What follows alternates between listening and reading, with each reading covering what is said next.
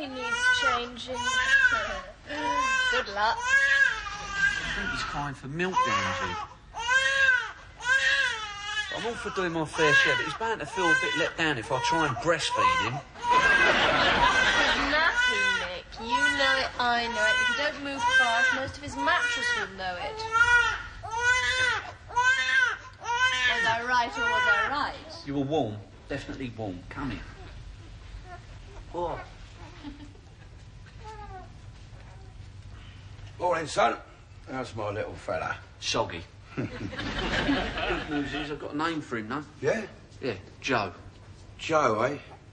Joe Tyler. Yeah, nice one. Give him here. Oh, well, if you insist, Dad, I was really looking forward to it, but... I think young Joe might appreciate this. No offence, son, but you haven't exactly mastered the art of nappy changing yet, have you? Hey? I copped your last attempt. Mind you, best one yet. Still look like a piece of failed origami, you know? Good old Dad. That's another fine mess he's got me out of. Having him in the basement's really working out, isn't it? There's stormy weather ahead, though, Nick. Oh, what, you mean that deep depression moving down from Cheltenham this afternoon? I wish you wouldn't talk about my mum like that. Can you blame me? No, not really. Comfy. Oh, that's a shame, because it's your turn to get breakfast. He's fast asleep. Totally exhausted. Goy must have put some overtime in on that last little surprise. Quite a big one, actually.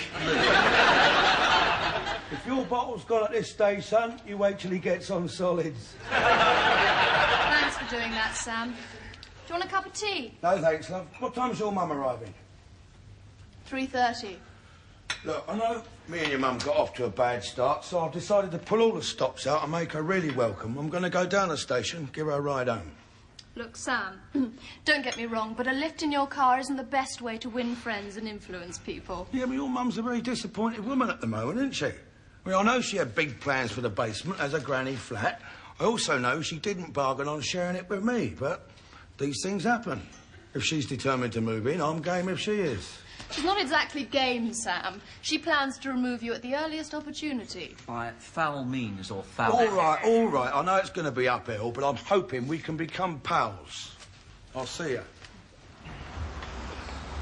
Hello, Daff. Hope you had I trust you had a pleasant journey. Afternoon, Daff. Trust you had a good journey. And I hope you'll let bygones be bygones. In a nutshell, Daff, I'm trying to patch things up. Look, I trust you'd accept the offer of a lift in the spirit in which I intended.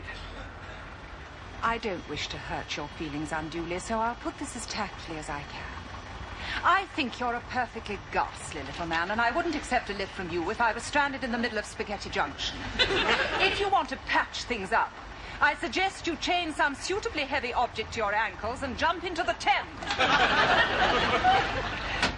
So the answer's no, then, is it?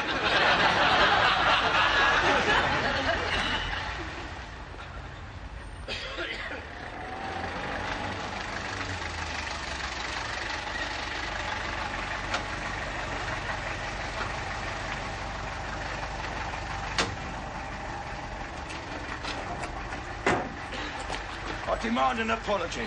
I think you should set yourself a more realistic objective, like hell freezing over. No way am I leaving this basement, no way.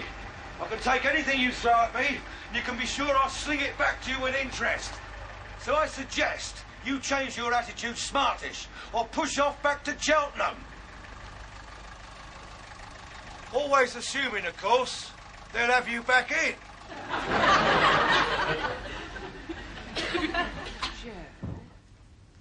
Joe? Well, it beats Bonzo, Mummy. Well, I'm not so sure that it does. Still, far be it from me to stick my oar in where it's not wanted. I'll say no more on the matter.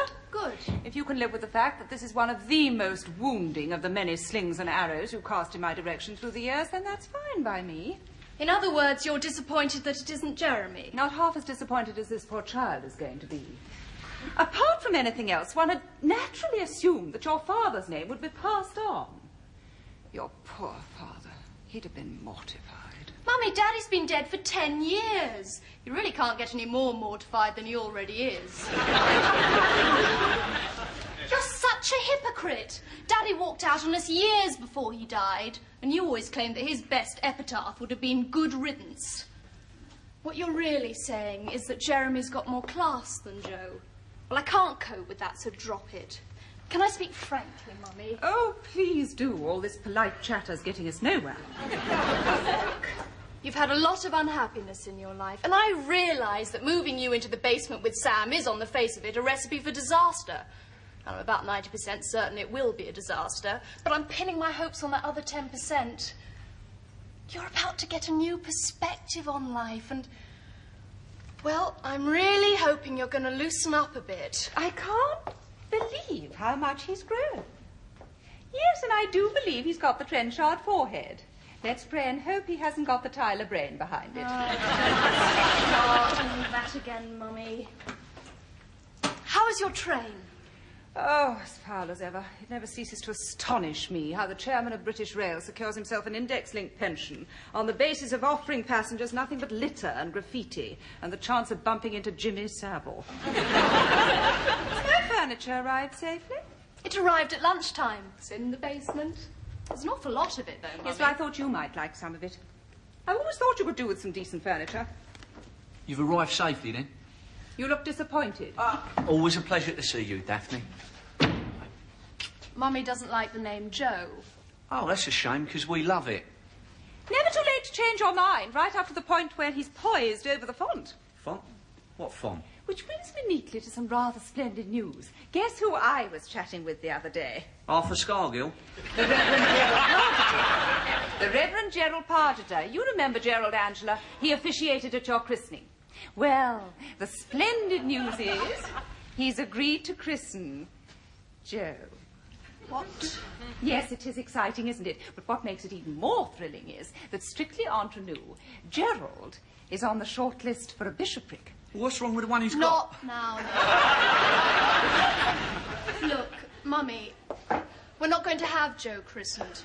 Nick and I don't go to church, so what's the point? Joe can make up his own mind about religion when he's older. If he fancies it, then that's fine by us. If he fancies it?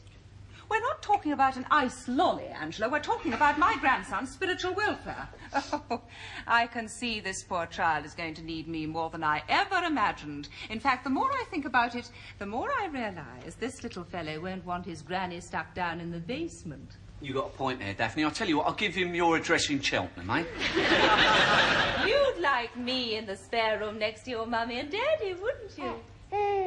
Yes. Well, that's settled then. The spare room is my photographic lab. I didn't know you had a photographic lab. Yeah, well, I'm going to get one first thing in the morning. I'm a freelance photographer. I need one. I thought you had the use of a friend's laboratory. This is true. It's a fair distance and it's very inconvenient. I mean, when you're dying to go to the laboratory, the last thing you want is a bus ride. What Nick's trying to say in a roundabout sort of way is that we don't want you living upstairs with us. A2, Angela? Yes, me too, Mummy. The arrangement